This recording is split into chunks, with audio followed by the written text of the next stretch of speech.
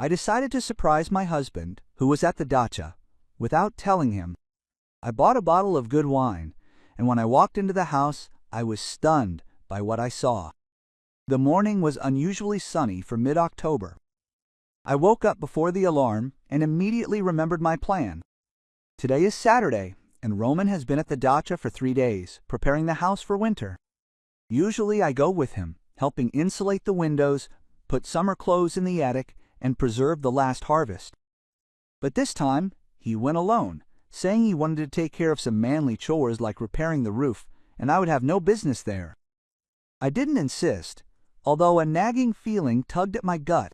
In 23 years of marriage, we've rarely been apart for more than a day, and now it's already been 3 days. Last night, on my way home from work, I stopped at the liquor store. I spent a long time deciding between red and white wine, remembering which one Roman prefers. I settled on a bottle of good Georgian red, the same Kinsmarauli we drank on our silver wedding anniversary last year. The clerk carefully wrapped the bottle in gift paper. I went home satisfied, imagining my husband's surprise when I unexpectedly showed up at the dacha. While the coffee was brewing, I packed my bag and put in a freshly baked apple pie, his favorite, with cinnamon and walnuts. I added a thermos of borscht, which I made specially according to his late mother's recipe, with pampushkas and sour cream in a separate container. Roman always said that at the dacha, he eats whatever he can get his hands on, from sandwiches to canned goods, so a home-cooked meal would be welcome. I spent a long time choosing what to wear. I wanted to look nice, but also practical. After all, a dacha is a dacha. I settled on a dark green sweater Roman gave me for my birthday and comfortable jeans. I pulled my hair back into a ponytail and applied just a touch of makeup, just highlighting my eyes. A 45-year-old woman looked back at me in the mirror, still quite attractive, though the first wrinkles had already etched their mark on her eyes and lips. I decided to leave early to be there by lunchtime. The dacha was about 70 kilometers away, if you went through Koltsovo and Marino, not the bypass, where there were always traffic jams of trucks. I knew this road by heart. We'd driven it so many times that I could name every turn, every pothole in the asphalt, eyes closed. As I got into the car, for some reason I remembered the first time Roman and I went to this dacha. Back then, it still belonged to his parents, and we were young, only a year after we'd been married. The house was quite small, 2 rooms and a veranda, but the plot was large, 1,500 square meters, with an apple orchard and raspberry patch. My mother-in-law, Anna Petrovna, greeted me warily. She kept checking to see if I was worthy of her only son. My father-in-law, Mikhail Ivanovich, immediately welcomed me as his own, showing me around the property, showing me his tomatoes and cucumbers, and telling me which varieties were best to plant in our soil. Then, when Roman's parents passed away one after another, the dacha came into our hands. My husband and I slowly developed it, adding a second floor, installing gas, and replacing the old windows with plastic ones. We tried to get out there every weekend, especially in the summer.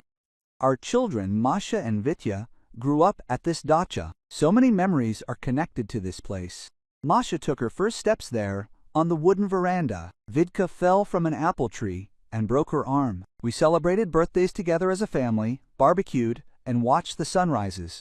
Now the children are grown up, each with their own lives. Masha got married 3 years ago, lives in St. Petersburg, and works as a designer for a large company. Vitya is finishing university and planning on going to graduate school. He's completely immersed in science, studying biology. We rarely get together at the dacha anymore. Maybe on May holidays or New Year's, when we have family gatherings by the fireplace. After leaving the city, I turned on the radio. Some modern song was playing, unfamiliar, with a tearful voice about unrequited love. I switched to another station, and there was a gardening program on. The host was explaining how to properly cover roses for the winter. I listened in. We also have roses growing at our dacha, a whole flower bed along the fence. Roman planted them 5 years ago for our anniversary. Each bush symbolized 1 year of our marriage. Back then there were 18 of them. Then, every year he added a new bush, and now there are 23. It's strange that he went to the dacha without me now, in October, when it's time to prepare the garden for winter. We usually did that together. I took care of the flowers and shrubs. He dug the garden beds and repaired the greenhouses. In the evenings, tired but happy, we sat on the veranda, drank tea with jam, and planned what we'd plant next spring. Lately, Roman had become somehow pensive and distant. He comes home late, goes straight to his office, and sits there at the computer until midnight. He answers my questions in monosyllables, saying the project is complicated, the boss is pressuring him, and the deadlines are looming. He works as a chief engineer at a construction company, and indeed his job is stressful and demanding. But before, he always confided in me, told me about his problems, asked for advice, but now he's withdrawn into himself, like a snail in its shell. Maybe a midlife crisis? He recently turned 48. It's the perfect time for manly worries, not dreams come true and dreams missed. Although everything seems to be going well for us, an apartment in the city center, a dacha, cars, the children have graduated, and our jobs are stable. What more could you want? Maybe grandchildren, but that will come with time. Masha is in no hurry, she says. She wants to build a career first. I turned off the highway onto the dirt road leading to our dacha village. Here the asphalt ended. A dirt road began, broken up by heavy trucks hauling building materials for the new cottages. Our village used to be quiet and cozy. Everyone knew each other and helped each other. But now the new Russians have moved in, built 3-story mansions behind high fences, and the spirit of the old dacha brotherhood has evaporated. Driving past the property of Nikolai Sergeyevich, our neighbor to the left, I noticed an unfamiliar car parked in his yard, a large black Jeep with Moscow license plates. It's strange. Nikolai Sergeyevich lives alone after the death of his wife. The children rarely visit him, only for holidays. Maybe he's decided to sell the property. It would be a shame if that's the case. He's a good neighbor. He'll always help out if needed. Our plot of land, at the very end of the street, runs into the forest. This is both a plus and a minus. The plus is the silence, the clean air, mushrooms and berries nearby. The minus is that in winter, the road is the first to get snowed in, and sometimes it's impossible to drive until a tractor clears it. But we've gotten used to it. I even like this isolation, this detachment from the bustle of the world. As I drove up to the gate, I saw that the gate was open. Roman usually locks it, even when he's home, a habit from the days when all sorts of suspicious characters prowled around under the dachas. Maybe he went to the store, although his car is parked in the yard next to the house. The blue Volkswagen we bought last year when the old Mazda finally broke down. I parked next to his car and got out, grabbing a bag of food and wine. The autumn air was cool, smelling of rotten leaves and smoke. One of the neighbors was burning apple tops. The last apples were still hanging on the apple trees. Antonovka. She always holds up the longest. I'll have to collect them, otherwise they'll disappear, fall over, and rot. The house door wasn't locked either, just closed. I pushed it open and walked into the hallway. The usual dacha mess reigned there. Rubber boots by the threshold, Roman's jacket on a hook, work gloves, and some tools on a shelf. The house was quiet, only the old floorboards creaked underfoot. I went into the kitchen and set my bag on the table. Dirty dishes were in the sink, a frying pan with the remains of an egg on the stove. So Roman had breakfast and didn't clean up after himself. That's unlike him. He's a neat freak, always washing the dishes right after eating. I decided to find my husband first, and then start cleaning. Maybe he's on the second floor, in the bedroom, or in the basement. We have a workshop set up there. Roman likes to tinker and fix things. As I was climbing the stairs to the second floor, I heard a strange sound. It sounded like someone was talking, but I couldn't make out the words. Maybe Roman had turned on the TV? Although we had deliberately not installed cable at the dacha, so we could get away from the hustle and bustle of the city, the news, and TV series, the sound was coming from our bedroom. I went to the door. It was slightly open. A strip of sunlight was falling through the crack, and then I heard laughter. A woman's laughter, ringing, young. My heart sank and sank somewhere down into my stomach. Who was this woman in our bedroom? Maybe Masha had come from St. Petersburg, decided to surprise her parents. I pushed the door open and entered the room. What I saw left me dumbfounded on the threshold. On our bed, the very bed where Roman and I had slept for so many years, sat a young woman of about 30, red-haired, wearing a short robe that barely covered her hips. And next to her, on the edge of the bed, sat my husband. He was wearing sweatpants and a t-shirt, his hair disheveled, a confused smile on his face that quickly faded when he saw me. For a few seconds we stared at each other, like frozen figures in a silent scene. Then the woman jumped up, wrapping her robe around her, and Roman rose to meet me, holding out his hands as if to stop me, to prevent me from going any further. But I had already seen everything: the rumpled sheets, the clothes scattered on the floor, 2 glasses on the nightstand, an empty bottle of champagne, and one more object that took my breath away. On the pillow lay a gold ring, not the wedding ring, but one with a stone. I recognized it immediately. It was my grandmother's ring, a family heirloom that I kept in a box and never showed to anyone, not even Roman, how it had ended up there, on the pillow, next to this woman. Roman opened his mouth, trying to say something, but I could no longer hear him. There was a noise in my ears, like a seashell, and everything swam before my eyes. I dropped the bottle of wine from my hands. It fell to the floor and shattered. Red wine spilled across the floorboards like blood. I turned and ran out of the room, tripped on the stairs, hit my knee hard, but didn't stop. I needed to get away from here, away from this house, away from this bedroom, away from the betrayal of the man I trusted more than anyone in the world. Behind me, I heard Roman's voice. He was shouting my name, but I didn't turn around. I ran out of the house, ran to the car, and with shaking hands, took out the keys. The engine roared, and I took off without even closing the door. It slammed shut on its own as I turned the corner. In the rearview mirror, I saw Roman run out into the yard. He was driving in a deep voice, waving his arms, shouting something, but I was already speeding down the dirt road, not paying attention to where I was going. The wheels bounced over the bumps, the car shook, but I didn't slow down.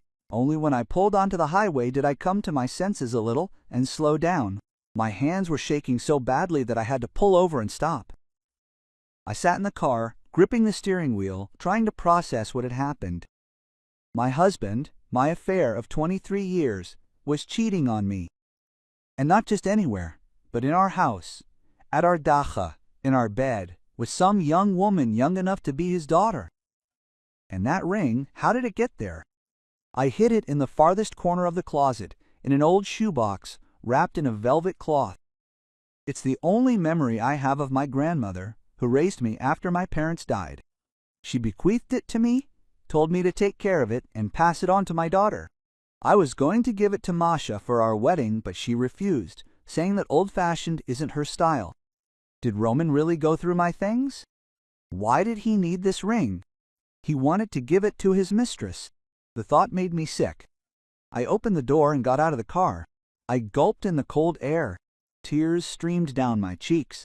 I didn't even notice when I started crying. The phone in my bag vibrated. Roman was calling. I didn't answer.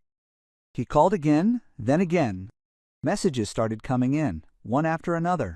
I didn't read them. I just turned off the phone and threw it in my bag. What should I do next? Where should I go? Home. But everything there reminds me of him, of our life together, to my friends. But what will I tell her? Hello. My husband is cheating on me. Can I stay with you? No, that's humiliating. I decided to go to the city, to a hotel. I need time to think everything over, calm down, decide how to live my life. 23 years of marriage can't just end like that in an instant because of some casual affair. Or maybe not. Maybe it's been going on for a long time, and I, a blind fool, didn't notice. All the oddities of the last few months came back to me. Late home from work, frequent business trips that he used to refuse. A new cologne I didn't buy. A note in his jacket pocket with a phone number written in a woman's handwriting. Then Roman said it was the number of a work client, and I believed him. And then there were the calls that he didn't answer in front of me, going into another room or out onto the balcony, and this thoughtfulness, this detachment. I attributed it all to fatigue, problems at work, age, but it turns out he simply had another woman, young, beautiful, passionate. Not like me, a 45-year-old housewife with the first wrinkles and a flabby figure. Although, no, I'm not that flabby. I go to the gym twice a week and watch my diet. Yes, I'm not a girl, but I'm not an old woman either. Many people say I look younger than my age. Or is it just politeness, a desire to pay a compliment? In any case, I'm clearly losing out to that red-haired beauty in our bedroom. She's young, fresh, full of energy. And what can I offer my husband after so many years of marriage? A familiar routine? A measured life? Predictability? Apparently, that wasn't enough for him. He wanted thrills, something new. But why didn't he talk to me? Why didn't he tell me something was wrong in our relationship? We could have tried to fix everything, go to a psychologist, go on vacation together, without children, like in our youth. Instead, he simply found himself a mistress and brought her into our house. Into our house. In anger, I slammed my fist on the steering wheel. It hurt, but this physical pain distracted me from the emotional one. No, I won't cry or feel sorry for myself. I'm a strong woman. I can handle this. I survived the death of my parents when I was young. I raised the children alone while Roman was lost at work. I can handle this too. I started the car and drove on. There were about 30 kilometers left to the city. The same song about unrequited love was still playing on the radio. Now it seemed prophetic to me. I turned off the radio and drove in silence, listening to my thoughts. Or maybe everything is not as it seems? Maybe there is some explanation? This woman could be anyone, a work colleague, a distant relative I don't know about. Although, who am I kidding? Coworkers don't sit in robes on the marital bed, and relatives don't drink champagne from glasses in the bedroom. And that ring? Why did Roman take it? If he wanted to give it to his mistress, then why was it lying on the pillow and not on her finger? Maybe she refused the gift? Or hadn't he managed to give it to me yet? I interrupted. The more I thought, the more questions arose, and I had no answers to any of them. I needed to talk to Roman, find out everything, but I wasn't ready to see him yet, to hear his excuses, his explanations, his possible lies. Driving into the city, I remembered I hadn't brought anything with me. No clothes, no makeup, not even a phone charger. I'd have to buy everything I needed or go home. But I didn't want to go home yet. Everything there would remind me of a happy life, which, as it turned out, was an illusion. I decided to stop at the mall, buy the bare necessities, and then find a hotel. I had money on my card. Roman transferred me a sizable sum every month for my expenses. I wondered if his mistress knew he was married or if he was lying to her, telling her he was getting a divorce, that his wife didn't understand him, that there was no love for him anymore. The mall parking lot was full of cars. It was Saturday, and people had come shopping. Families with children, couples in love, elderly couples walking arm in arm. Just yesterday I was one of them, a happy wife hurrying to her husband with a surprise. And today I'm alone, betrayed, deceived. At the store, I was throwing things into the cart. Underwear, cosmetics, pajamas. The cashier, a young woman with heavy makeup, was chatting on the phone, ignoring me. Probably talking to her boyfriend, making plans for the evening. It doesn't occur to her that in 20 years, her boyfriend could end up in bed with someone else. Or am I being overly dramatic? Not all men cheat. Not all marriages fall apart. My parents had a happy family. They loved each other until their last day. True, they were only together for 15 years, dying in a car accident when I was 17. Maybe if they had lived longer, they too would have faced infidelity, betrayal. No, you can't think like that. There are happy families, there are faithful husbands. I was just unlucky, mine was in a different category. Although all these years I was confident in his fidelity, never doubted, never was jealous, trusted him completely. And here is the result of this trust. After leaving the store, I realized I didn't know where to go. There are several hotels in our city, but they are all in the center and expensive. I could rent an apartment for a day, but where to look? I took out my phone and turned it on. 10 missed calls from the affair, 20 messages. I didn't bother reading them. I went online and found a website with daily apartment rentals. I chose the first one-bedroom apartment I saw in a residential area and called the owner. The woman gave me directions in a pleasant voice. She said the keys were in the mailbox and payment was by card.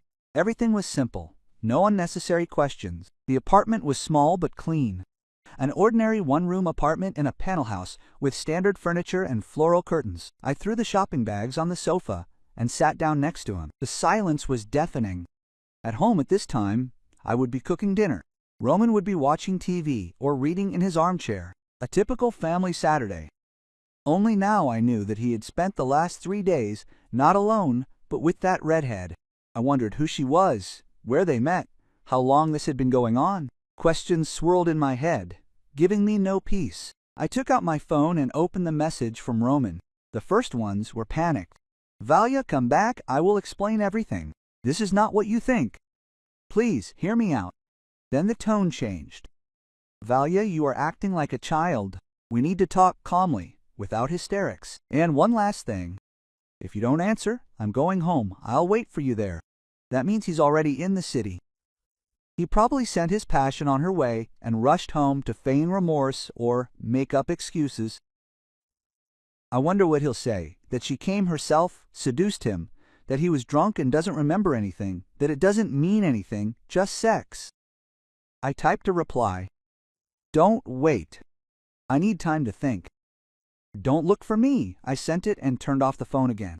Let him suffer with uncertainty, just like I suffered all these months, not understanding what was happening to our marriage. I was hungry, but I didn't have the energy to cook. I ordered pizza and opened a bottle of wine from the minibar. Drinking alone is sad, but I didn't know any other way to relax.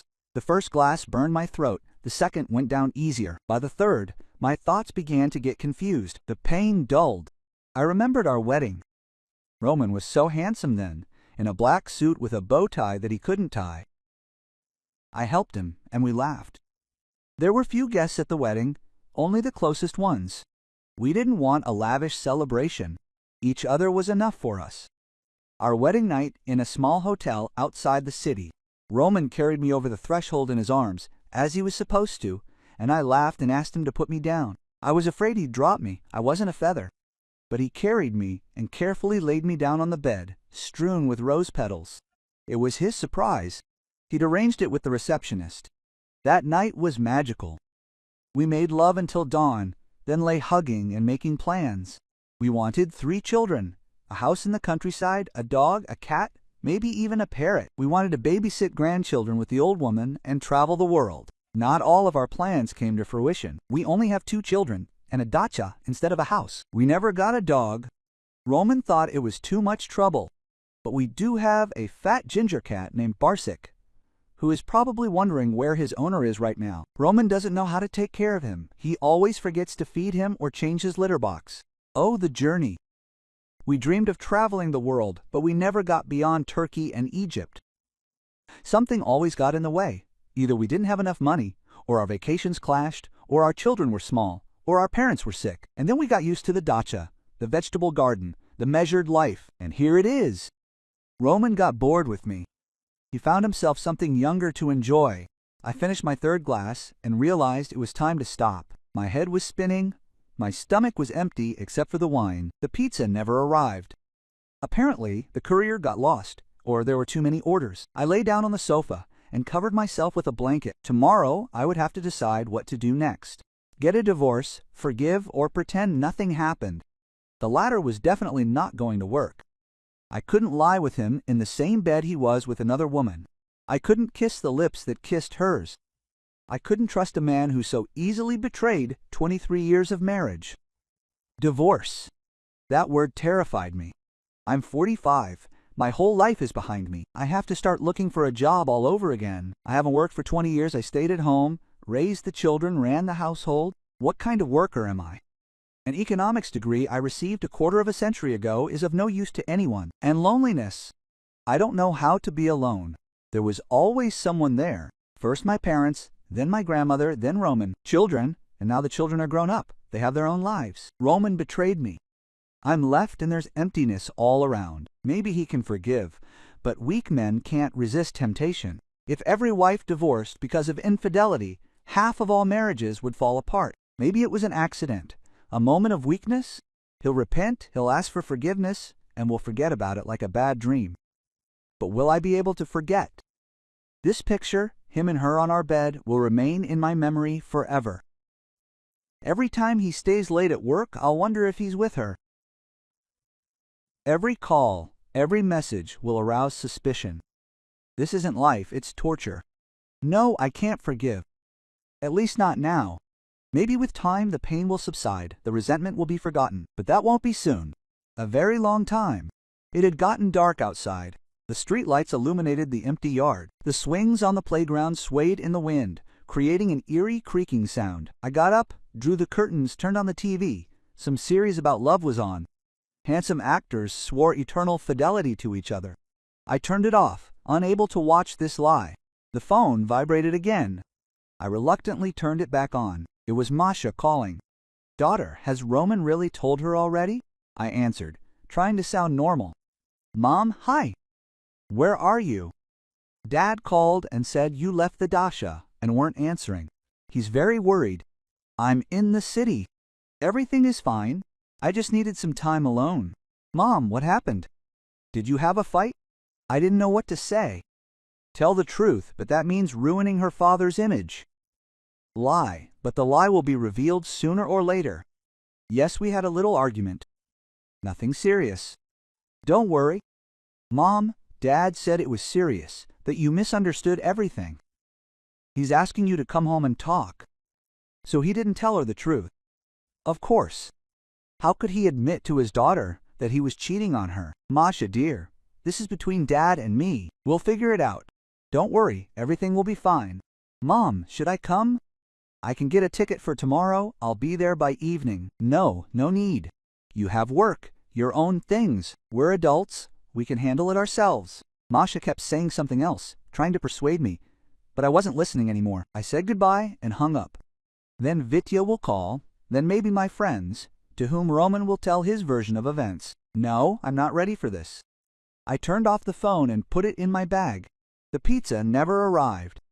I found some yogurt in the fridge and ate it with water. The alcohol wore off, and my thoughts returned, bringing with them pain, resentment, and anger. How could he? After everything we'd been through, I'd given birth to his children, created a cozy home, and supported him through tough times. When he was fired 10 years ago and couldn't find a job for 6 months, I didn't reproach him once. I sold my jewelry and borrowed from a friend, but the family didn't go hungry, and when he got sick 3 years ago, he was hospitalized with appendicitis. There were complications. I never left his side, sleeping on a chair in the hallway. And now there's gratitude. A young mistress in our bed, and my grandmother's stolen ring. By the way, what about the ring?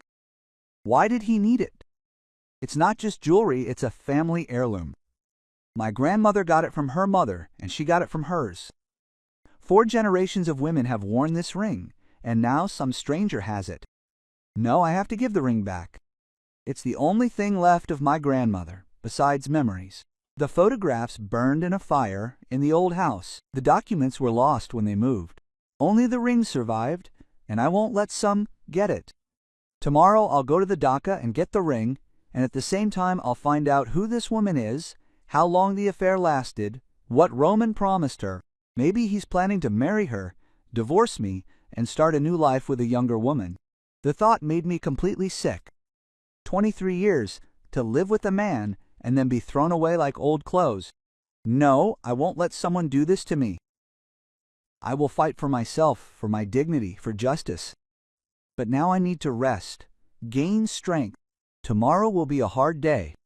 I took a shower, put on new pajamas, and lay down in a strange bed. They just didn't smell like laundry detergent. The pillow was too high, the blanket too warm. Everything felt foreign, uncomfortable, wrong. I lay in the darkness and thought about what was happening at home. Roman is probably waiting for me, walking around the rooms, calling his friends, asking, "Have you seen me?"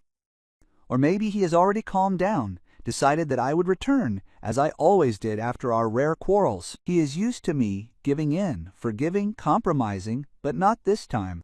And what about that woman? Where is she now? Roman sent her home, or she stayed at the dacha. Maybe they are now laughing together at the stupid wife who rushed in with a surprise and received a surprise herself. No, you can think like that. Roman is not a cruel man. He will not laugh at my pain. He is probably suffering too. Understands what he did, repents. Or am I deceiving myself again, attributing to him feelings that do not exist? For 23 years I thought I knew my husband. I know what he likes for breakfast, what movies he watches, what he dreams about. But it turned out that I don't know the main thing, whether he is capable of betrayal. Now I know he is capable. It started to rain outside. Drops drummed on the glass, creating a monotonous noise. I closed my eyes, trying to fall asleep, but sleep wouldn't come. The image kept appearing before my eyes. Roman and the red-haired woman on our bed. Who was she? Why hadn't I heard of her before? Roman usually talked about his colleagues. I knew them all by name, I'd even met some at company parties. But the red-haired woman wasn't among them. So, not a colleague. Then who? Maybe a fitness trainer? Roman had been going to the gym for the last year, saying that he needed to take care of his health at his age. I was glad that he was working on himself, even bought him new gym clothes, but it turned out he wasn't going there to pump up his muscles, but to meet his trainer. Or a waitress from the cafe where he goes for lunch. He often talked about a sweet girl who always smiles and knows his favorite dish. I even joked that she was in love with him. Or maybe it wasn't a joke or a casual acquaintance on the internet. There are so many dating sites and apps now. Maybe Roman signed up out of curiosity, and then I got carried away, started with texting, then meetings, and then it wasn't far to bed. The more I thought about it, the more theories came to mind, and they were all worse than the last. In any case, the fact remained. Roman cheated on me, brought his mistress to our house, to our bedroom, and it wasn't a coincidence, but a conscious choice. He knew I wouldn't come, so he went to the dacha alone specifically to meet her. Or maybe this isn't the first time? Maybe they meet there regularly when I'm not there? All those business trips, late work hours, maybe it was a cover for meetings with his mistress? I remembered how a month ago Roman went on a business trip to Tiver. He came back happy, brought me a souvenir, a painted box, told me about meetings with clients, about a new project. Or maybe there was no business trip. Maybe he spent those 3 days with her. And that Saturday, when he supposedly went to a classmate's birthday party, he came back late, slightly drunk, shirt smelled of women's perfume. He said that a classmate's wife accidentally spilled wine on him. I believed him, washed the shirt, and didn't even ask what the classmate's wife's name was or why I didn't know her. Blind, gullible fool. Everything was obvious, but I didn't want to see. I lived in my cozy little home, where my husband was loving and faithful, my children were successful, my life was measured and predictable, but reality turned out to be completely different. The rain intensified. Now it was a real downpour. I got up and went to the window. The street was empty. Only the occasional car drove by, raising fountains of spray. Somewhere in the distance, a siren wailed, an ambulance or a fire engine. I remembered how Roman and I loved the rain. In the first years of our marriage, when we lived in a rented apartment, we often sat on the balcony during thunderstorms, drank wine, kissed. Roman said that the rain washes away all the bad things, gives rise to something new. I wonder, is he thinking about it now? The phone in my bag vibrated again. I didn't take it out. I knew who was calling. Let him worry, let him stay awake, just like I don't sleep. Let him feel at least some of the pain he caused me. Although, maybe he's not worried. Maybe he decided I was just offended, that I'd cry and come back. Like after that fight, 5 years ago, when he forgot our wedding anniversary. I went to see a friend then, but returned 2 days later. Roman met me with flowers, took me to a restaurant, and we made up. But this was different. Forgetting an anniversary is hurtful, but forgivable. But cheating is a betrayal that cannot be forgiven. At least I can't. I went back to bed and pulled the covers up to my chin. I needed to sleep. Tomorrow was a difficult day.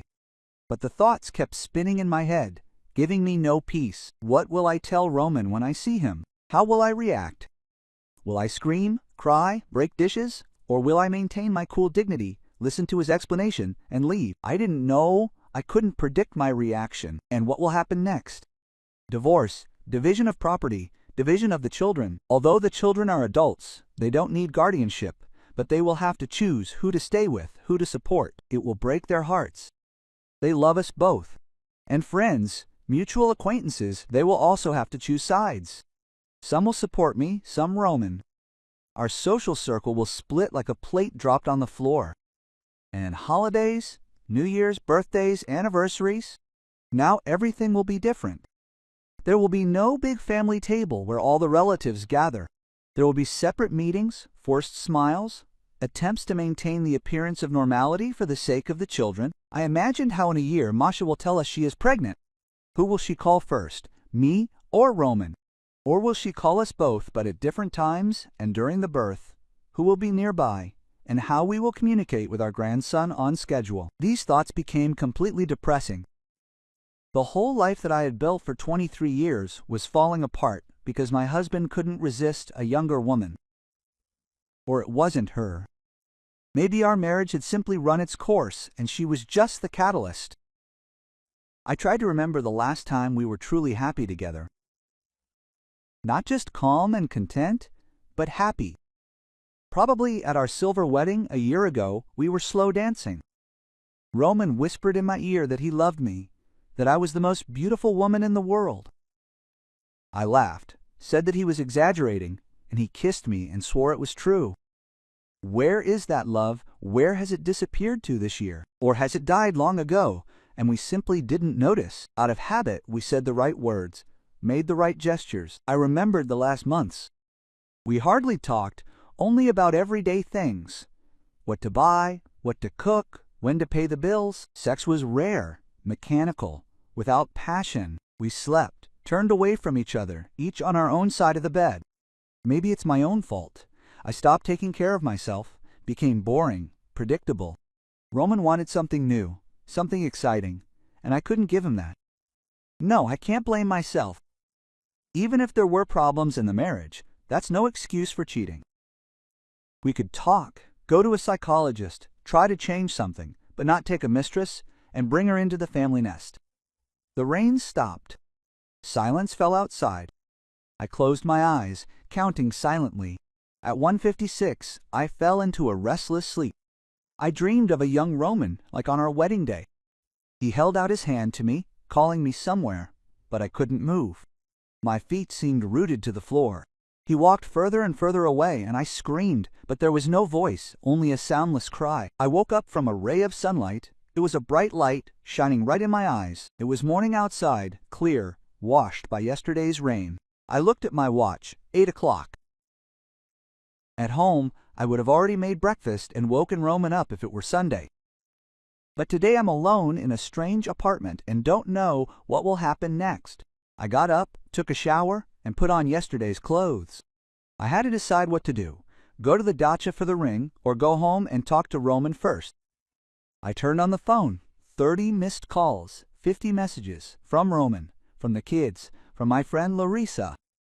Apparently, Roman had already told everyone that I was missing. I can imagine the story he told them. My wife freaked out, made a scene over a trifle, and ran off to who knows where. I started reading the message.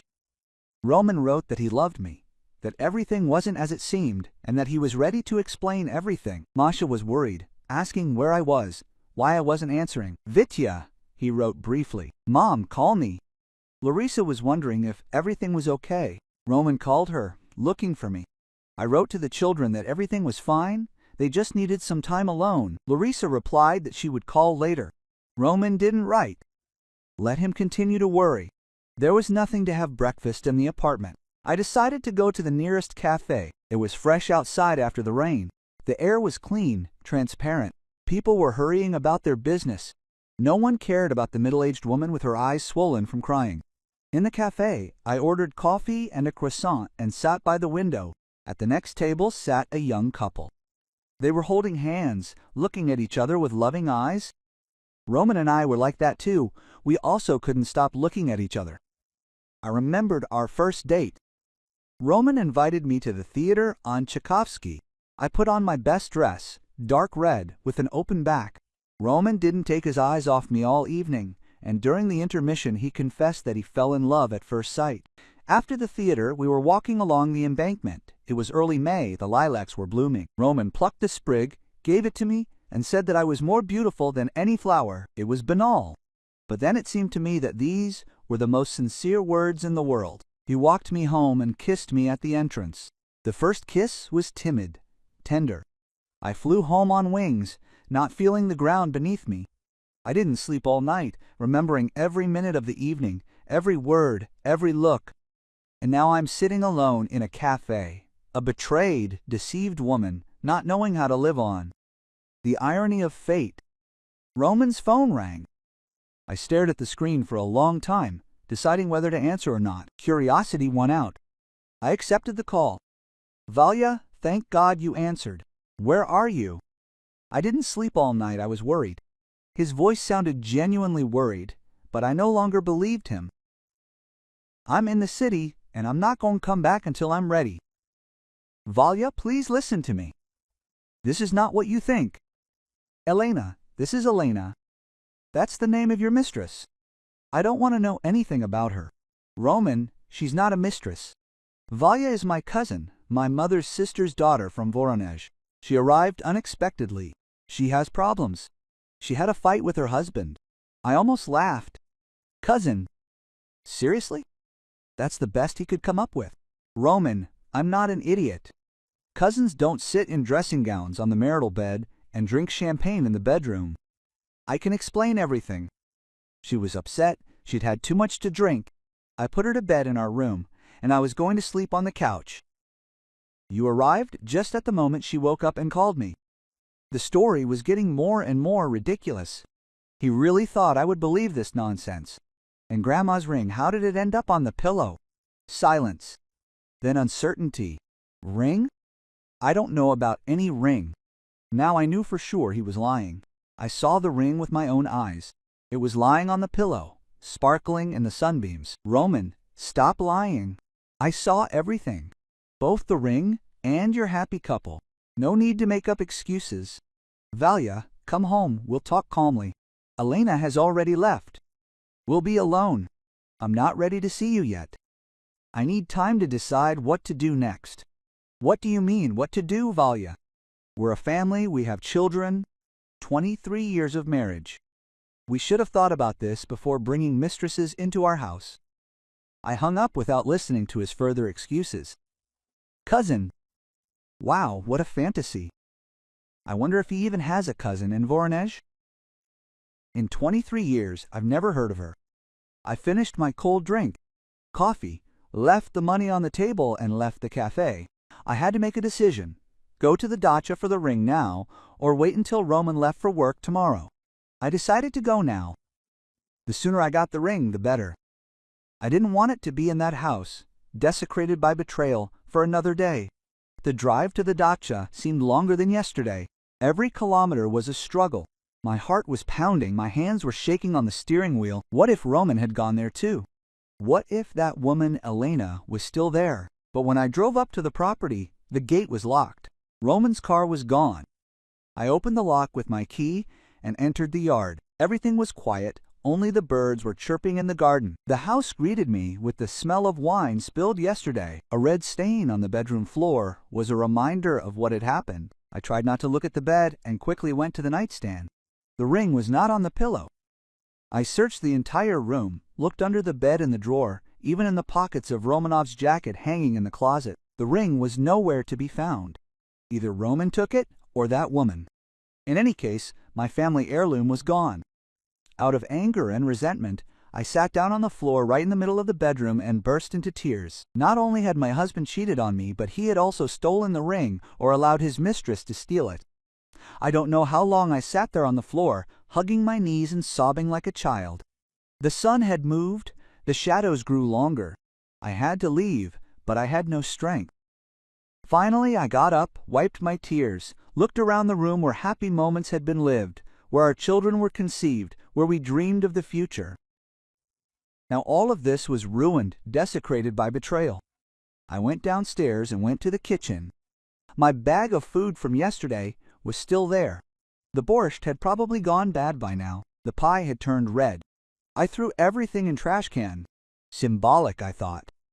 Throwing away the remnants of my old life. On the table lay a piece of paper covered in Roman's handwriting. Valya, if you come here, know that I love you. Everything that happened was a mistake. Give me a chance to fix it. R. I crumpled the note and threw it in the bin with the spoiled food. Words are just words. If I loved you, I wouldn't have cheated. I wouldn't have brought another woman into our house. Leaving the house, I looked back for the last time. Maybe this is the last time I can't come here anymore, knowing what happened within these walls. In the yard, I stopped by a bed of roses. 23 bushes, one for each year of marriage. They had already bloomed, only the rare late buds still held on the branches. I approached the first bush, the one Roman planted 5 years ago. I remember how he said then that these roses would grow together with our love, growing stronger with each passing year. It turned out that the rose is stronger than our marriage. I plucked one bud and pricked my finger. A drop of blood appeared on my skin. I brought my finger to my lips. The salty taste of blood mixed with the bitterness in my soul. I threw the bud on the ground and trampled it with my heel. A childish gesture, stupid, but it made me feel a little better. The car of Nikolai Sergeyevich, our neighbor, was parked in the yard, and next to it was the same black Jeep with Moscow license plates. I remembered that I wanted to ask him about the guests, but now I didn't have the energy for small talk. And what would I tell him? "Hello, Nikolai Sergeyevich. My husband is cheating on me, and how are you?" Getting into the car, I looked at the house again. Small, cozy, with carved window frames that Roman carved himself 3 years ago, with a veranda where we drank tea on summer evenings, with an attic that they finished building it when the children were teenagers so that everyone would have their own room. So much work, so much love had been put into this house, and it was all destroyed in an instant. I started the engine and slowly drove out of the yard, trying not to look in the rearview mirror. The past was behind me. I needed to think about the future. But what future could a 45-year-old woman have, without a profession, without a job, with a broken heart? As I was leaving the village, someone called out to me. Looking back, I saw Maria Ivanovna, Nikolai Sergeyevich's wife. The elderly woman was waving at me, clearly wanting to talk. I reluctantly stopped and rolled down the window. "Valechka, hello, my dear. I saw you arrive yesterday, then quickly left. Everything is fine." Her eyes were full of curiosity. Of course, she must have seen or heard everything. You can't hide anything in a summer cottage village. Everyone knows each other, they follow, they gossip. Everything is fine. Maria Ivanovna is just, "I forgot my documents at home. I had to go back." She clearly didn't believe me, but nodded. Then she leaned closer and lowered her voice. "Valechka, I don't want to pry into anyone's business, but yesterday morning I saw a young woman drive up to you, a redhead, in a foreign car." Roman said it was his colleague from work, but she fell silent, clearly waiting for my reaction. My heart ached. So the neighbors saw everything. Everyone knows. Shame, humiliation. "Thank you for telling me, Maria Ivanovna. I have to go." I rolled up the window without waiting for her answer and drove off. In the rearview mirror, I saw her standing in the middle of the road, looking after me. Tomorrow, the whole village will know that the Savalievs are having problems in the family. They will discuss, speculate, sympathize, or gloat. On the way to town, I thought about Maria Ivanovna's words. The woman had arrived in a car this morning, which means she has her own car, she's not poor, and Roman imagined her as a colleague. Why not a sister, as he told me? I was tangled up in my lies. And most importantly, if she arrived yesterday morning, it means they spent the whole day and night together, and it's still unknown how many times she came before, while I was gone. Maybe every weekend, when Roman was supposedly working at the dacha. These thoughts became increasingly painful.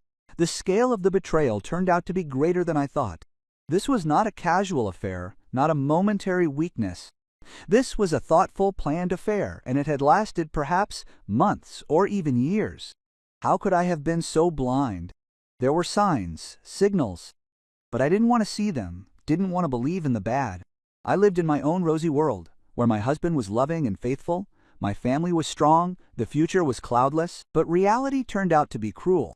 My husband was a traitor, my family was destroyed, the future was foggy, and I was alone in the midst of these ruins, not knowing how to live on, where to go, what to rely on. Driving into the city, I realized I don't want to go back to the rented apartment. It's cold, lonely, alien, but I'm not ready to go home either. There's an affair there I'll have to explain myself, sort things out, make decisions.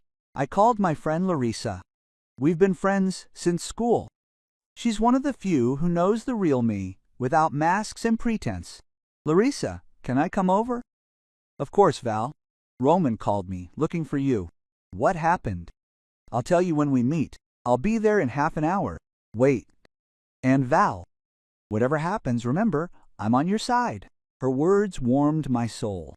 At least someone is on my side. At least someone needs me, not as a wife, mother, or housewife, but simply as a person, as a friend. Larissa lived in a private house on the outskirts of the city, a large house, inherited from her parents, a garden, a vegetable garden, a bathhouse. She divorced 5 years ago. Her daughter went to study in Moscow, and Larissa lived alone, running her small business, sewed to order. She met me at the door, hugged me silently, led me into the house, sat me down in the kitchen, poured tea, got out some homemade cookies, and sat opposite, ready to listen. I told her everything, about the trip to the dacha, about the woman in the dressing gown, about the ring, about Romanov's lies. Larissa listened without interrupting, just shook her head and sighed. When I finished, she took my hand. "Valya, I'm so sorry. I didn't think Roman was capable of such a thing.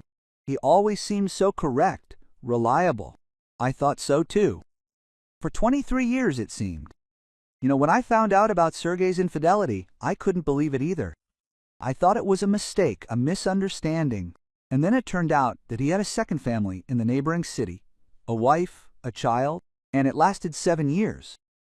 I knew this story, Larissa told me. But then it seemed to me that such a thing could not happen to us. We are different. We love each other. What are you going to do? Get a divorce?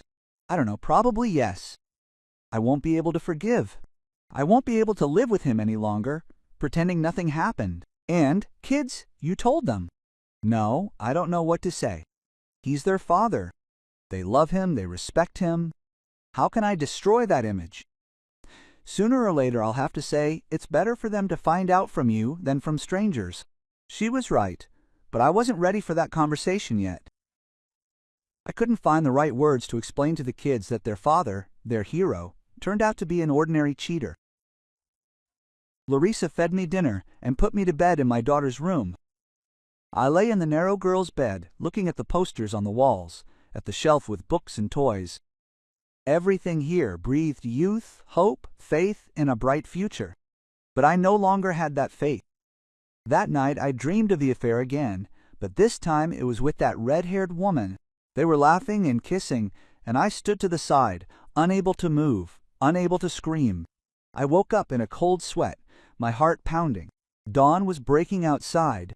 A new day that I would have to live with this pain, with this knowledge of betrayal, and tomorrow would be the same, and the day after. How many more days like this would there be? I got up and washed my face with cold water. A tired woman with dull eyes looked back at me in the mirror. Could it really be me? Where had that cheerful, energetic Valya gone, the one who could move mountains? Only the shadow remained, a ghost of my former self. I needed to pull myself together. I couldn't give in to despair, to fall into depression. I had children who needed a mother. I had a life that needed to be fixed somehow. There was a future, albeit a hazy one, but it was there. I went down to the kitchen. Larissa was already up, making breakfast, smelling of pancakes, coffee, and the comfort of home, just like I'd had 2 days ago. "Good morning, Sonia." "Sit down, let's have breakfast." "Thank you, Larissa, for everything. For taking me in, for listening, for not judging me. Nonsense. What are friends for? To support me in difficult times. Would you do the same for me?" "Yes, I would. But it's one thing to know this, theoretically. Another thing to find yourself in a situation where you need help." We ate breakfast in silence, each with her own thoughts. Then Larissa said, "Val, you need to come home. You can't hide forever. You need to talk to Roman, find out everything to the end, and talk to the children. They are worried." "I know, but I'm not ready yet. I don't know what I'll say, how I'll behave. I'm afraid of losing my temper, saying too much. Sometimes you need to say what you think. Stop being silent, enduring, pretending that everything is fine. Tell him everything that has accumulated. Let him know how much pain he caused. Maybe you're right, but first I need to calm down, collect my thoughts, and one more thing. I want to find that woman, find out who she is, what connects her with Roman. Why do you need this? You'll only cause yourself pain. I need to know the truth. The whole truth. Who is she? How long has this been going on? What did Roman promise her? Maybe he's going to marry her? Maybe they have plans for the future. And if so, if he really loves her and wants to be with her, then I will leave, free him from his obligations, give him a divorce. But first I have to do everything. Find out." Larissa shook her head, clearly disapproving of my plan, but she didn't argue. "How are you going to find her? You don't even know her last name." "I know her name, Elena, and I know she's a redhead, about 30, drives a foreign car, and probably works with Roman or is somehow connected to his work." "Not many." There are thousands of Elenas in the city, but not all of them are redheads, and not all of them are connected to my husband. I will find her, I definitely will. After breakfast, I decided to go home. Larissa was right. You can't hide forever. You need to face the truth, no matter how bitter it may be. On the way home, I rehearsed what I would tell Roman.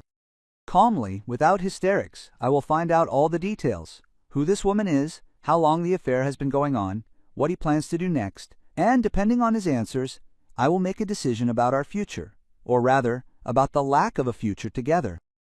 As I drove up to the house, I saw Roman's car in the parking lot. So he didn't go to work, waiting for me, or has he already given up, decided that I won't come back. I went up to our floor, stood in front of the door, gathering my courage. Voices could be heard behind the door. Roman was talking to someone. Did he really bring her home?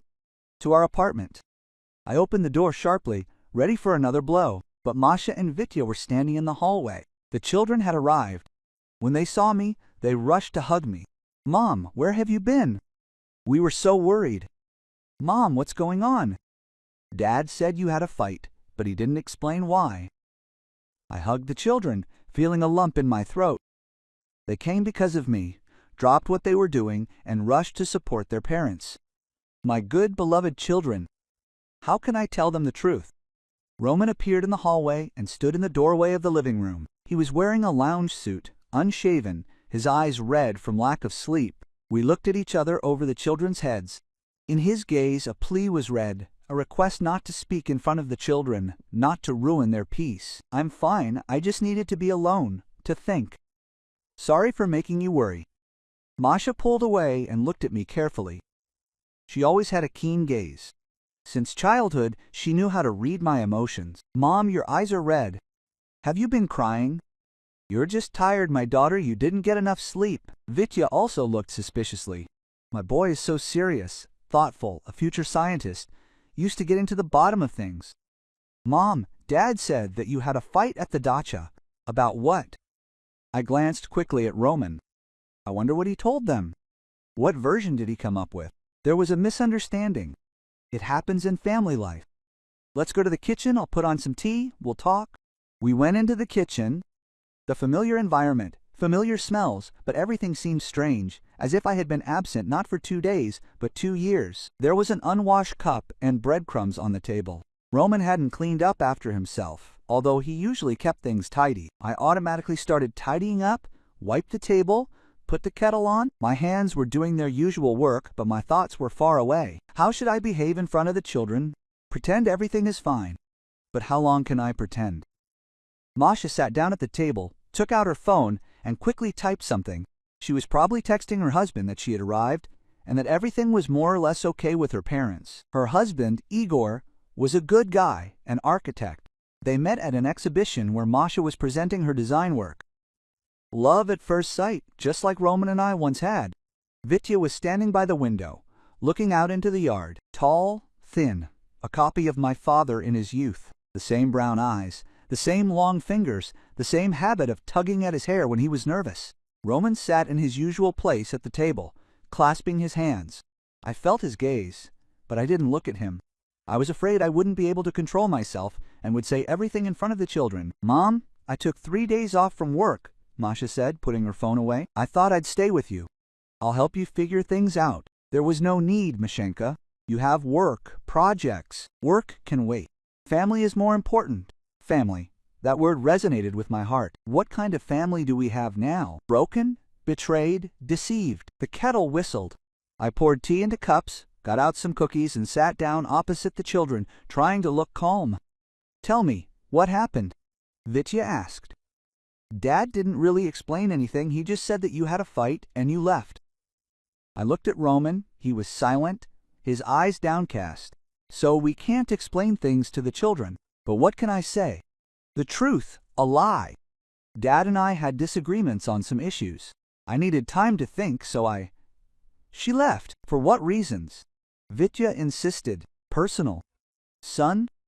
This only concerns Dad and me. Masha shook her head. "Mom, we're not kids, we're over 20. We have the right to know what's going on in the family." She was right. They're adults. They have the right to the truth. But how do you tell your daughter that her father, whom she idolizes, is cheating on her mother? How do you tell your son that his role model turned out to be a common liar? Roman finally spoke up. Kids, Mom and I really did have a fight. It's my fault. I admit it, but we'll sort it out. Don't worry. What's Dad's fault? Masha turned to her father. He hesitated, searching for the words. I didn't pay enough attention to Mom. I worked a lot, spent little time at home. She was offended, and rightly so. Lies. More lies. He can't even tell the truth to the children. I felt a wave of anger rising inside. It's not a lack of attention, Roman, and you know that very well. He turned pale and looked at me pleadingly, but I was tired of the lies, of the omissions, of the game of a happy family. Mom, what are you talking about? Masha looked from me to her father. Ask Dad. Let him tell you who he spent time with at the dacha while I was gone. Silence hung over the kitchen. Masha opened her mouth in surprise. Vitya frowned. Roman cringed, as if expecting a blow. Valya, don't, he whispered. Not in front of the children. And when are you going to tell them the truth after the divorce? The word divorce dropped like a bomb. Masha jumped up, Vitya straightened up. Roman covered his face with his hands. Divorce? Mom, what are you talking about? Masha was on the verge of tears. I couldn't keep silent any longer. The words burst out of nowhere. Your father is cheating on me. I caught him at the dacha with another woman. In our bedroom, on our bed. Masha turned white and sat up back. Vitya clenched his fists and looked at his father. Is it true, Dad? Roman was silent, then slowly nodded. It's not what you think. Elena is my cousin. That's another ridiculous lie. I laughed bitterly, angrily. My cousin in a dressing gown on the marital bed with champagne and my grandmother's ring. Roman, stop lying. At least to the children. What ring? Asked Masha. My grandmother's ring is a family heirloom. Dad took it from my jewelry box and gave it to his mistress. Or she took it herself, I don't know. I didn't take any ring, Roman exclaimed.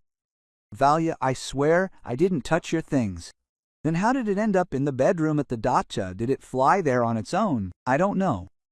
Maybe you put it there yourself and forgot? Now I couldn't take it anymore. I stood up and slammed my palm on the table. The cups jumped, and the tea spilled. Enough lying.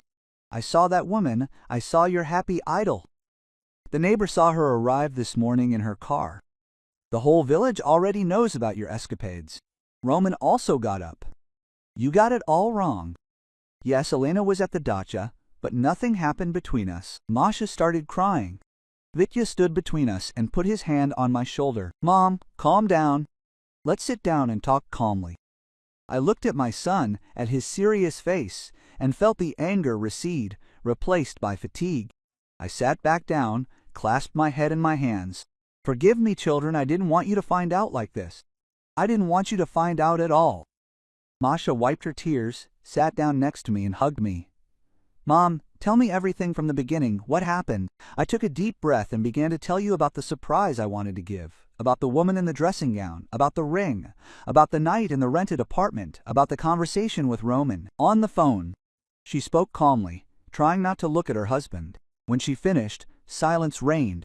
Masha continued to hug me. Vitya stood by the window, turned away. Roman sat with his head in his hands. Dad, is it true? Masha asked quietly. Roman raised his head. His face was gray, aged. I didn't cheat on Mom. Elena really is my distant relative, the daughter of my mom's cousin from Voronezh. She came to me for help. She has problems in the family. Her husband drinks, beats her. She ran away from him.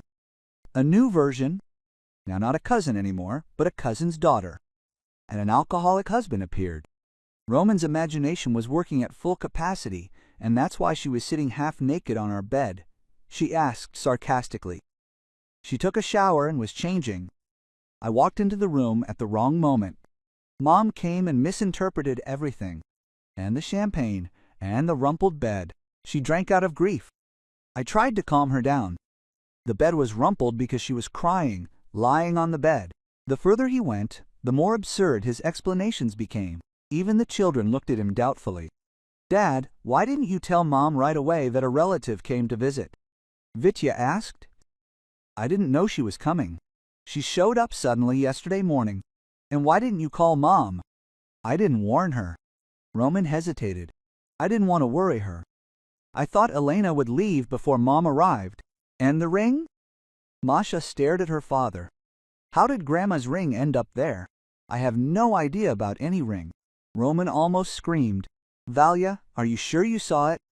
Maybe you imagined it? I know my grandmother's ring very well. Gold, with a small antique ruby. It was lying on the pillow in your bedroom. Elena didn't take anything. I'm sure she's a decent woman. Decent women don't stroll around other people's houses in dressing gowns, Vitya remarked. Roman blushed, but said nothing. Masha stood up and paced the kitchen. You know what? Let's call this Elena. Let her come and explain everything herself. No. Roman jumped up. She went back to Voronezh. She has children there. She can't leave them for long. Children? I thought she ran away from her alcoholic husband. Vitya suddenly intervened.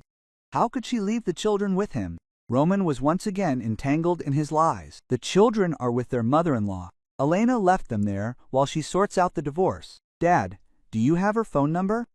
Masha insisted. I do, but I won't bother her.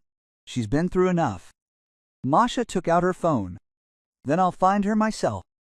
Elena from Voronezh, your cousin's daughter. What's your cousin's name? Roman was silent, then muttered. I don't remember. We don't talk. You don't remember your cousin's name? Masha looked at her father with disbelief. I'm tired of this performance. I got up and went to the window. The children were playing in the yard, carefree and happy, like mine once were. Enough, Roman. Just admit you have a mistress. Stop lying to the kids, at least. He also got up and came up to me. Valia, I swear to you, I swear on the kids. Nothing happened between Elena and me. Yes, I lied. She's not a relative. She's the wife of my colleague Andrei Petrovich. Do you know him? He was at our anniversary. New version. Now a colleague's wife. I turned to him. And what was your colleague's wife doing at our dacha? They're having a row. Andrei is cheating on her. She found out and didn't know what to do. She called me and asked for help. I couldn't refuse. So I brought her to our dacha. Why not a hotel? She was hysterical, drinking. I couldn't leave her alone in that state. Roman's phone, lying on the table, suddenly rang. The name Elena appeared on the screen. We all stared at the phone. Roman turned pale and grabbed the receiver, but Masha was faster. She snatched the phone, answered the call, and turned on speakerphone. Hello, Ramochka, where are you? I've been waiting for you for an hour. You promised to come by 12. The woman's voice was young, with a slight croak, clearly not the voice of a woman hysterical over her husband's infidelity. Roman tried to take the phone away, but Vitya held it back. Hello, Roman, can you hear me? What's going on? Masha raised the phone to her lips. Hello, Elena. This is Maria, Roman's daughter. A pause. Then hesitantly, daughter. Does Roman have a daughter? Yes. And a son, too. And my wife. You didn't know? A long silence. Then the phone rang. She hung up. Masha put the phone on the table and looked at her father. There was so much pain and disappointment in her eyes. Dad, how could you? Roman stood with his head bowed. All his lies collapsed in an instant. There was no longer any point in denying or inventing new versions. Forgive me, he whispered. Forgive me everything. He left the kitchen. We heard the front door slam.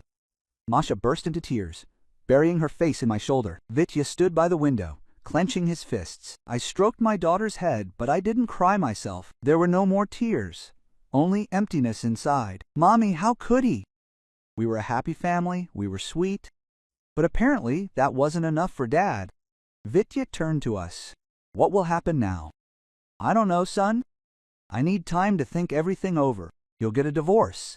I probably won't be able to forgive the betrayal, and we'll have to choose who to live with.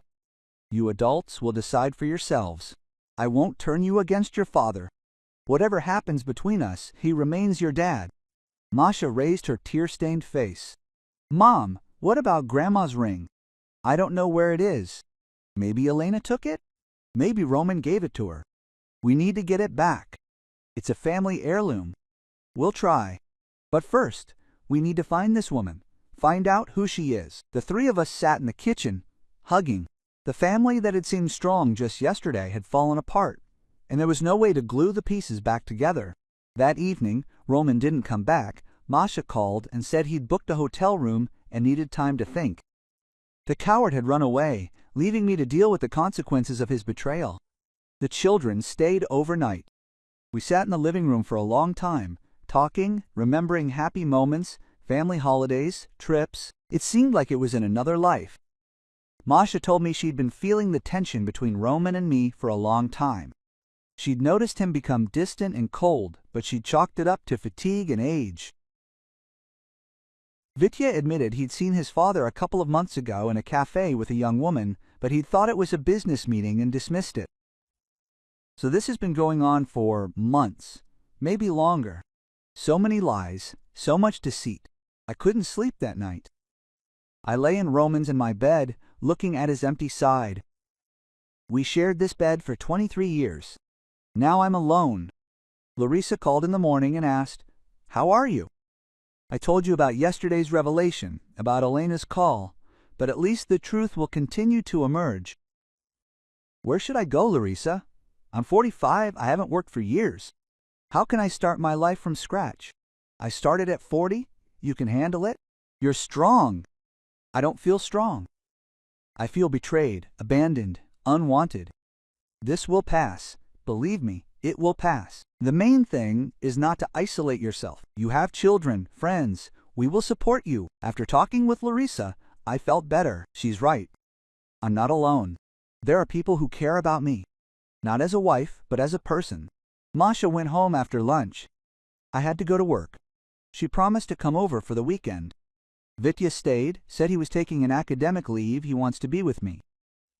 No need, son. You have school. Exams are coming soon. Exams can wait. You're more important. My good boy has always been a support, a protector. Even as a little boy, he said he would protect his mother from all bullies, but he couldn't protect her from his father. In the evening, Roman arrived and rang the doorbell, even though he had the keys. I opened the door. We stood in the doorway, looking at each other. He had lost weight in recent days, looked haggard, looked older. "Can I come in?" "This is your home, too." He went into the living room and sat down in his chair. I sat down opposite him, like strangers. "Valya, we need to talk." "About what?" "About your mistress? About how you lied to me and the children. I want to explain everything. Not make excuses, just explain. Talk." He took a deep breath and rubbed his face with his hands. "Elena, we met 4 months ago at a corporate party for clients.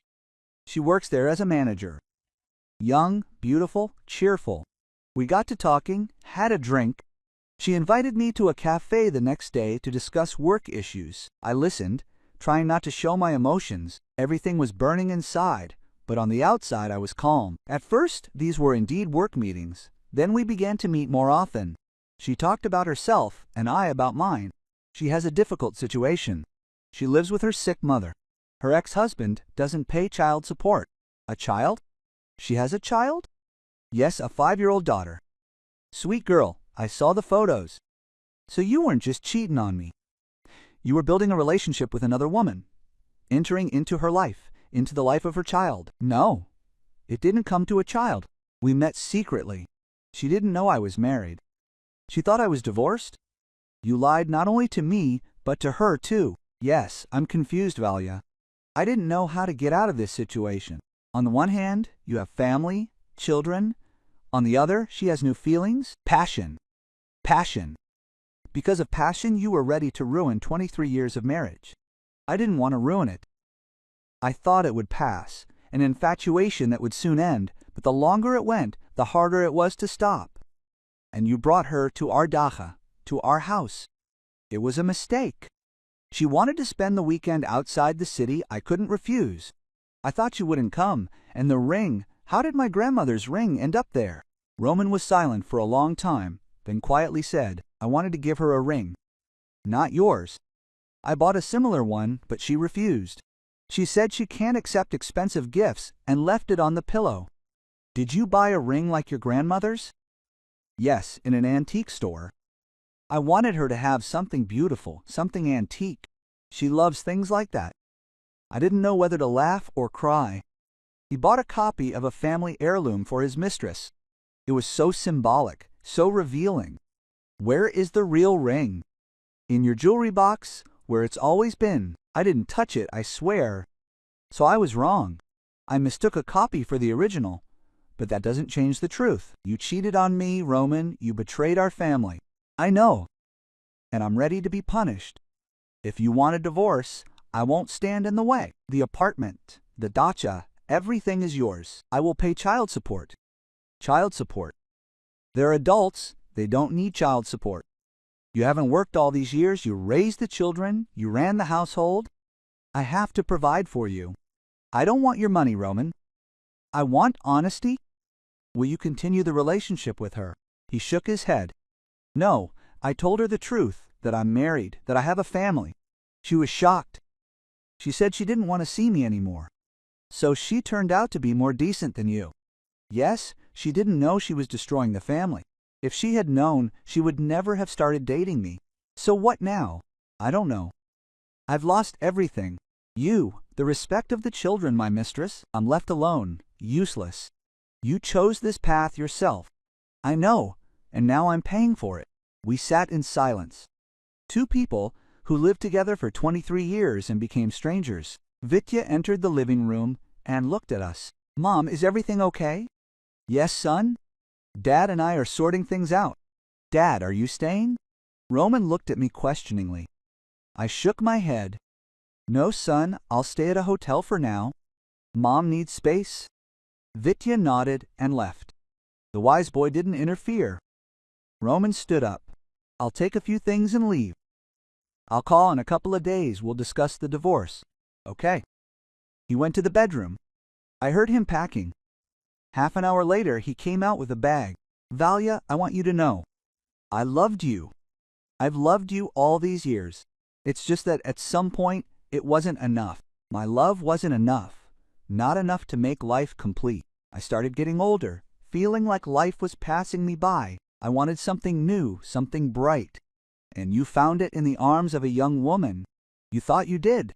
It turned out to be an illusion. You lost the real thing for something illusory. It's a shame you realized it was too late. Yes, it's a shame.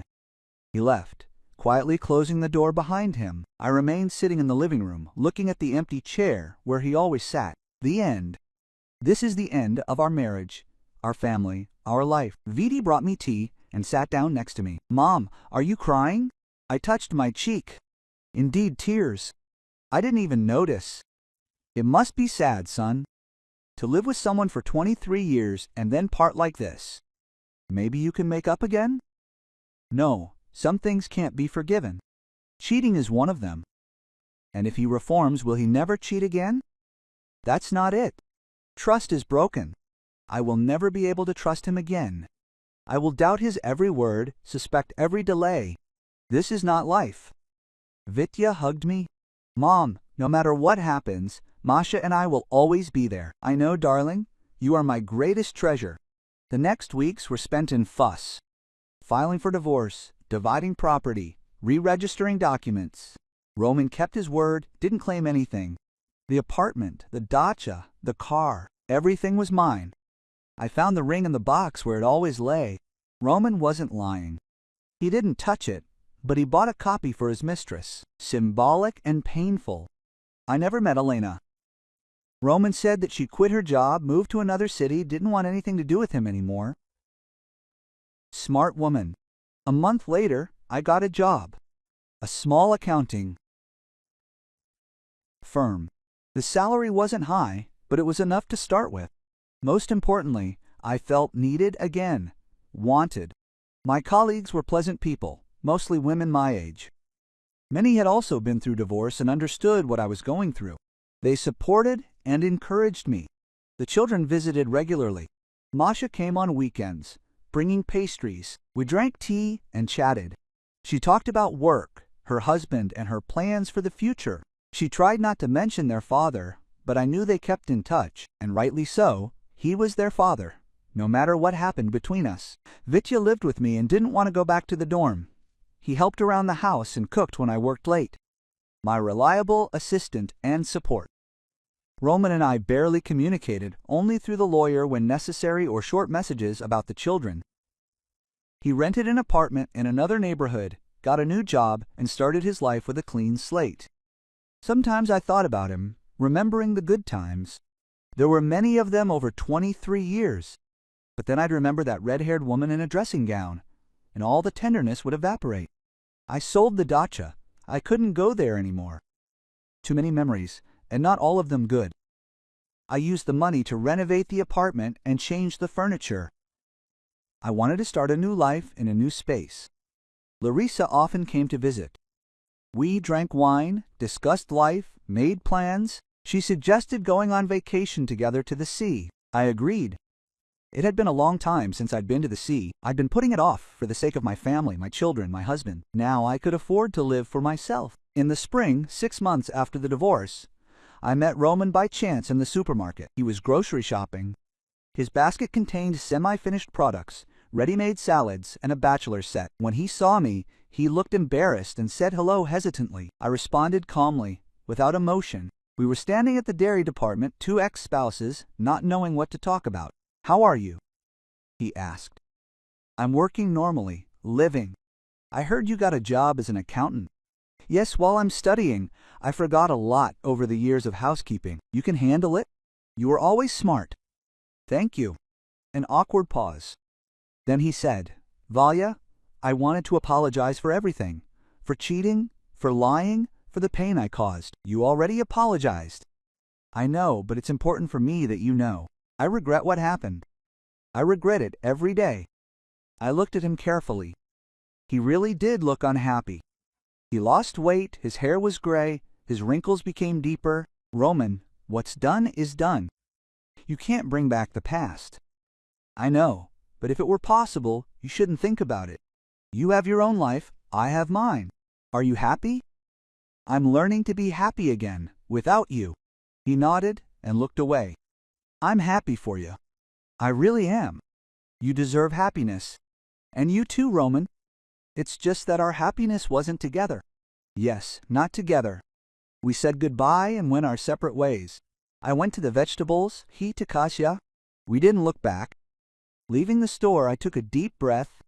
The meeting passed calmly, without hysterics or reproaches. We both accepted what had happened, resigned ourselves to it. This was no longer the romance I loved, and I'm not the Valya who believed in eternal love. Vitya was waiting for me at home with news.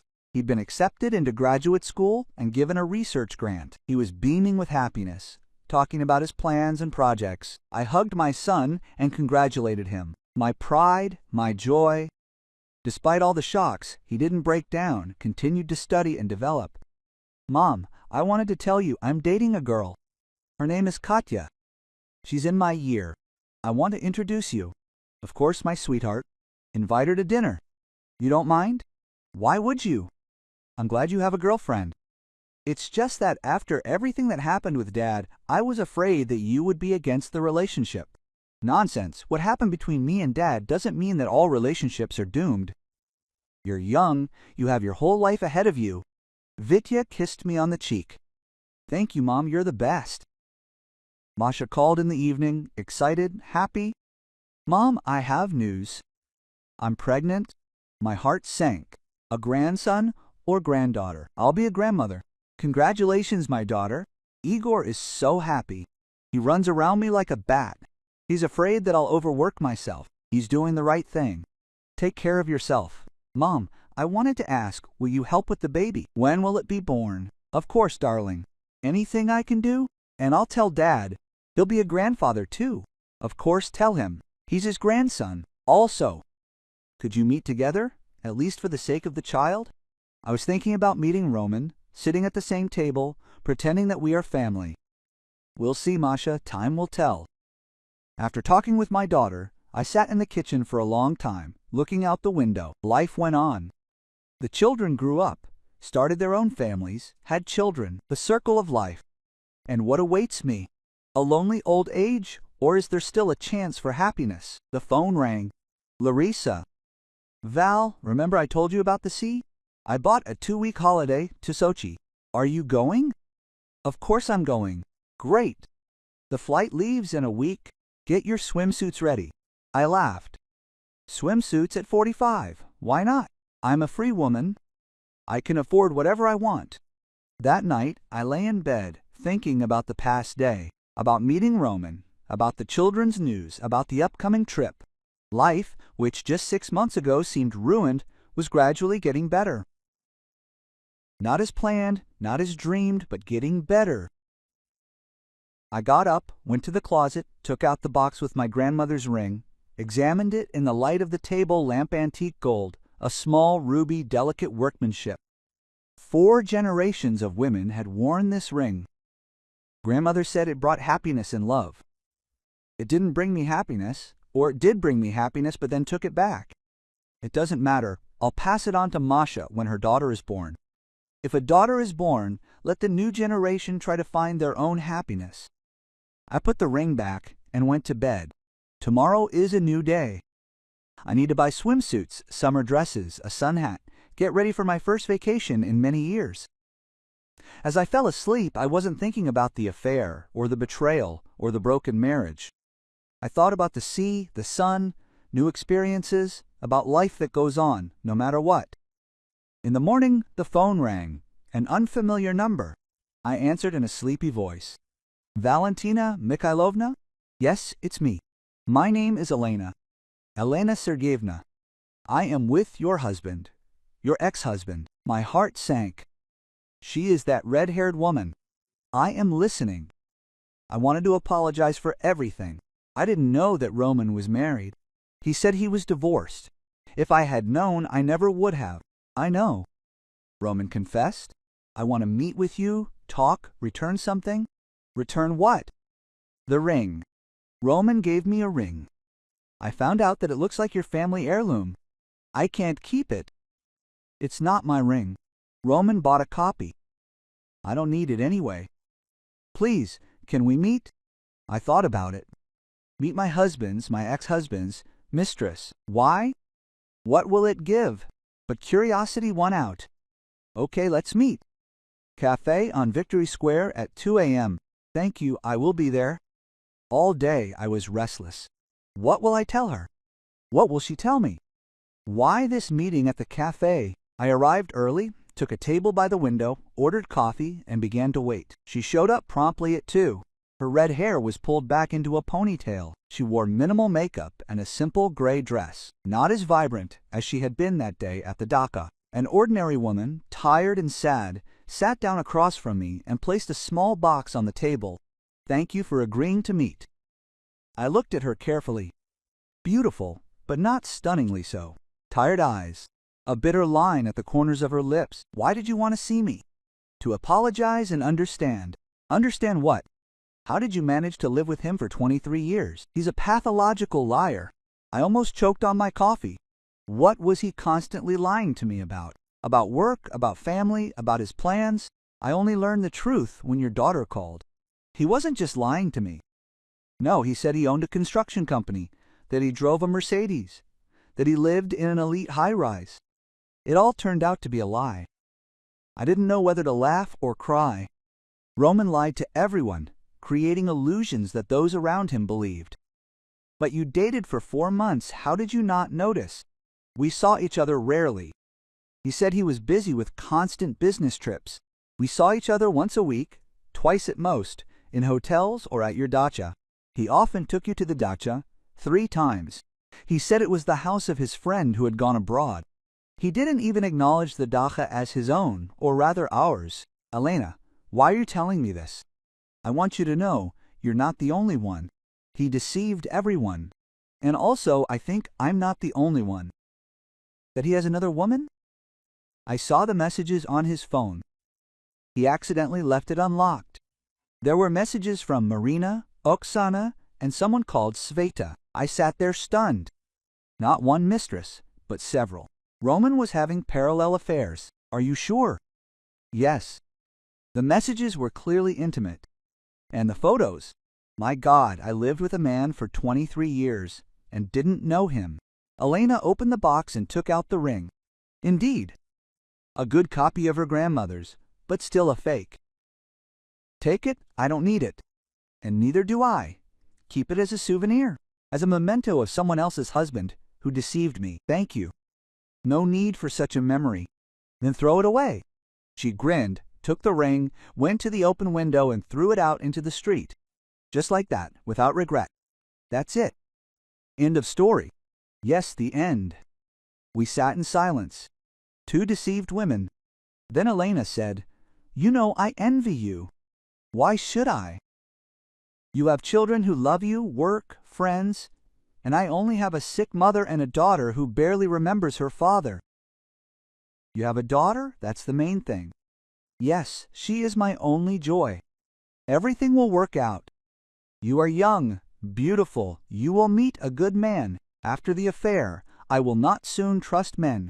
I thought so too, but life goes on. You can't close yourself off from the world because of one traitor. Elena stood up. Thank you for the meeting. I felt better. And me too.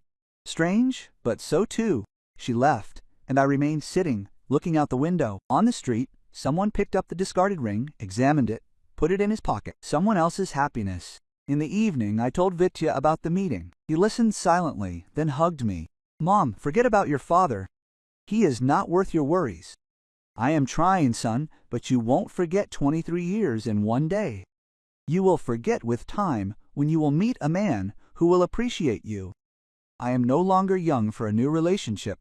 Nonsense, you are only 45. Life is just beginning. Coming from the lips of a 22-year-old son, it sounded funny, but he was right. Life went on. A week later, Larissa and I flew to Sochi. The sea greeted us with sun, warmth, and the cries of seagulls. We rented a small house by the sea. We spent all day lying on the beach, swimming and sunbathing. In the evenings, we walked along the embankment, dined in coastal cafes, drank wine, and laughed. I felt young, carefree, and free. On the 5th day of our vacation, a man of about 50, gray-haired, tanned, with kind eyes, sat down at our table. "Excuse me, all the tables are occupied. May I join you?" "Of course. Sit down." A conversation struck up. His name was Mikhail. He is a doctor from Yekaterinburg. He came on vacation alone. He got divorced a year ago. His children are grown up and live separately. We got to talking. It turned out that we had something in common, a love of the sea, books, and old films. He was an interesting conversationalist, intelligent, well-read, and had a sense of humor. We spent the following days together, walking, swimming, and going on excursions. Larissa would tactfully leave us alone and go about her business. On our last evening, Mikhail invited me to dinner. A small restaurant on the shore, candles, wine, the sound of the surf. "Valentina, I know we've only known each other for a week, but I feel like there's something special between us. I'd like to continue our conversation, if that's okay with you." I looked at him, this almost stranger, and felt warmth inside. Not passion, not infatuation, but warmth, calm, confidence. "I don't mind, Mikhail, but I've just gone through a divorce. I need time. I'll wait as long as it takes." We exchanged phone numbers and agreed to call and write. "Maybe meet in a month, when I'm ready." On the plane home, Larissa kept asking for details. "So have you fallen in love?" "I don't know. He's a nice man, reliable. Not an affair. Definitely not an affair. The complete opposite. That's good. You need another man, honest, open. We'll see. I'm not making predictions, but I saw something thawing inside you. You're becoming alive again." She was right. I was thawing. Slowly, carefully, but thawing. The children were waiting for me at home. After all, with Katya, a sweet, modest girl, clearly in love with my son, Masha with Igor, and an already noticeable belly. We all had dinner together at the big table, talked, laughed, made plans. The family is not what it was before, but still a family. Masha told me that she saw her father. He rented an apartment closer to their house. He wants to help with the baby when it's born. Let him help. He's his grandson, too. "Mom, he asked about you. How are you doing?" "And what did you say? That you're doing well? That you went to the seaside, got a tan, looked prettier? He asked me to tell you. I'm happy for you. Tell them I'm happy for me, too." After dinner, when everyone had left, I went out onto the balcony. The city was aglow with lights, music was playing somewhere, people were laughing. Life was in full swing, without stopping for a minute. I thought about the past year, about pain, betrayal, divorce, about a new job, new people, new opportunities, about Mikhail, who was waiting for my decision. A year ago, I came to the dacha with a bottle of wine to surprise my husband. I received a surprise myself. The world collapsed, but I survived. Moreover, I built a new world, my own, without lies and betrayal. My phone vibrated. A message from Mikhail. Thinking of you. The sea is empty without you. I smiled and wrote back. And I think, maybe next time we'll go together. We definitely will. I'm looking forward to it. I put the phone away and returned to the apartment. In the bedroom where I once slept with Roman, there was now only my bed, a new one, bought after the divorce. On the nightstand was a photo of children, grandchildren who don't yet exist, but will soon. As I fell asleep, I thought not about the past, but about the future, about grandchildren who will run around the apartment, about trips with Mikhail, about work that is starting to bring pleasure, about life that goes on. And you know what? I was happy in a new, different way, but happy because I understood the main thing. Happiness is not in a husband, not in marriage, not in the illusion of an ideal family. Happiness is in accepting yourself, in the ability to start anew, in the strength to move on, no matter what. Grandma's ring lay in the box, waiting for her granddaughter. Maybe it will bring her true love, or maybe it will teach her the same thing it taught me, that the most important love in a woman's life is the love of herself. And if you love and value yourself, then others will love and value you too. With this thought, I fell asleep, calmly, without worries and nightmares. A new life had begun, and I was ready to live it. Completely, brightly, honestly, without fear, without looking back at the past, because the future promised to be interesting.